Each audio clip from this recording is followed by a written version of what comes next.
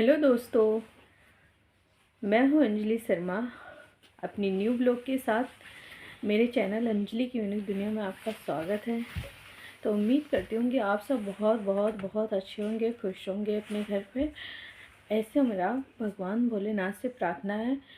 तो आज मैं आप सबके साथ एक लखनऊ की लड़की है और बहुत प्यारी हॉरर स्टोरी है, तो मैं आप सबके साथ शेयर करूँगी। तो प्लीज़ स्किप मत करना और वीडियो को अच्छे से देखना और कमेंट करना ज़रूर।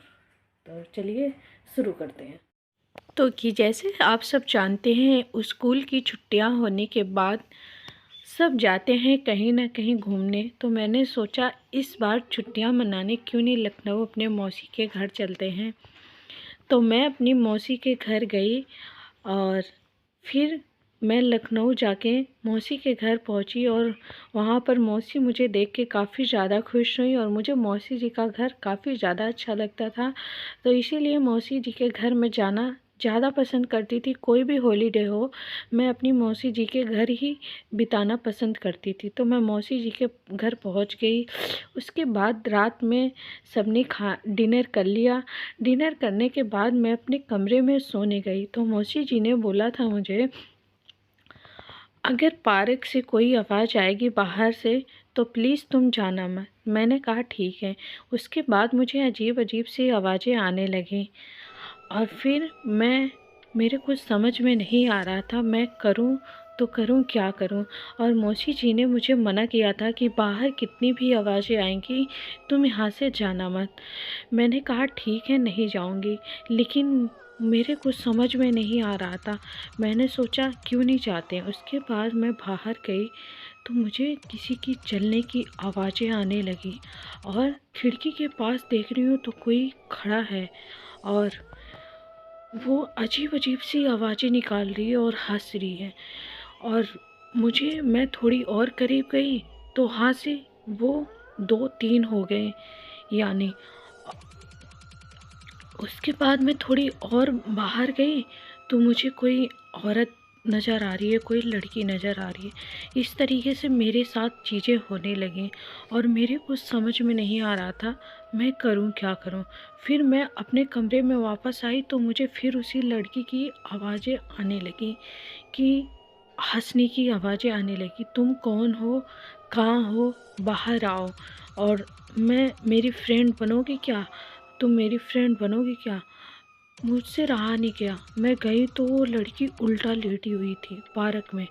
और फिर मैं वापस आई तो मेरे पीछे पीछे वो अंदर आ रही है। फिर मैं वापस पार्क में गई, मेरा बिल्कुल मन नहीं लग रहा था अपने कमरे में। और मौसी जी ने मुझे कितनी बार मना किया था कि तुम बाहर मत जाना। और मैं बाहर गई तो मुझे कभी कभी ऐसे मतलब जैसे कि मेरे पीछे कोई मुझे बुला रहा है, मेरे कंधे पे हाथ रख रहा है। जब मैंने पीछे की साइड देखा तो वहाँ पर कोई भी नहीं है। फिर मैं जब मुड़ी तो मुझे अजीब सी आहट मेरे पास से गुजरने लगी। मैंने कहा ये कैसी आवाज़ें हैं। और मेरी मौसी का बेटा मुझे आवाज़ दे रहा है कि दीदी अंदर आ जाओ, दीदी अंदर आ जाओ।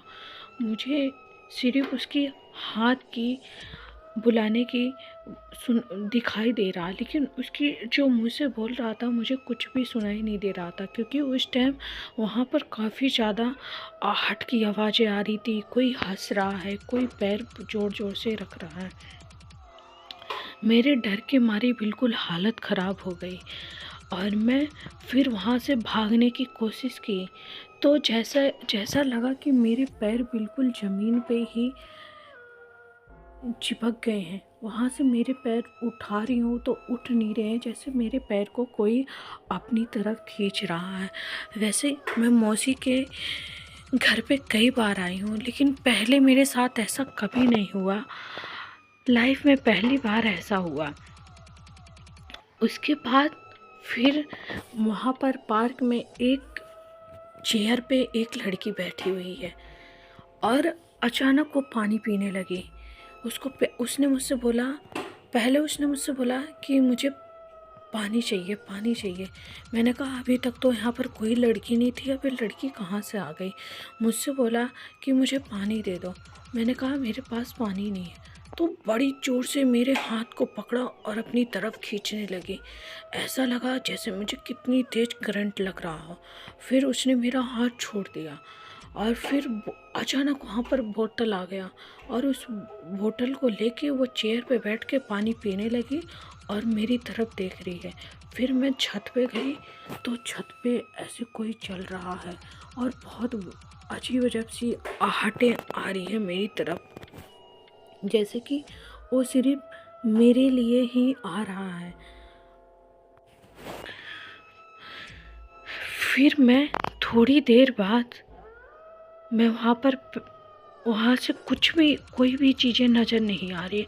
अचानक से फिर वो लड़की छत पे आके पानी पीने लगी और फिर मेरे इतनी तेज़ मैं चीखी, वहाँ के जितने थे सब लोग उठ गए और कहने लगे ये निर्मला के घर से आवाज़ें आ रही हैं। और छत पे आके देखे तो छत पे एक गोल गोल सा वाटर मार्क वाला घूम रहा है और उसमें काफ़ी ज़्यादा धुएं भरे हुए थे और किसी के कुछ समझ में नहीं आ रहा। सब ने मौसी जी से बोला कि तुम्हारे पार्क में मुझे लगता है किसी आत्मा का साया है। फिर मौसी जी ने सुबह बुलाया पंडित को, तो पंडित ने वहाँ पर देखा तो वहाँ पर जब उन्होंने भभूत फेंका तो वहाँ पर एक आत्मा आई। उसको पहले किसी ने वहाँ पर मर्डर कर दिया था। फिर वो बोली कि मैं सबको मार के और तभी मैं सुकून से रहूँगी, क्योंकि ये मेरा पार्क है और मेरा घर है, मेरी इजाज़त के बिना यहाँ कोई भी नहीं आ सकता। लेकिन पंडित जी ने उस भूत को मार दिया और फिर से वो पार्क काफ़ी अच्छा हरा भरा हो गया और सब वहाँ रहने लगे अच्छे से और फिर पूजा चली गई।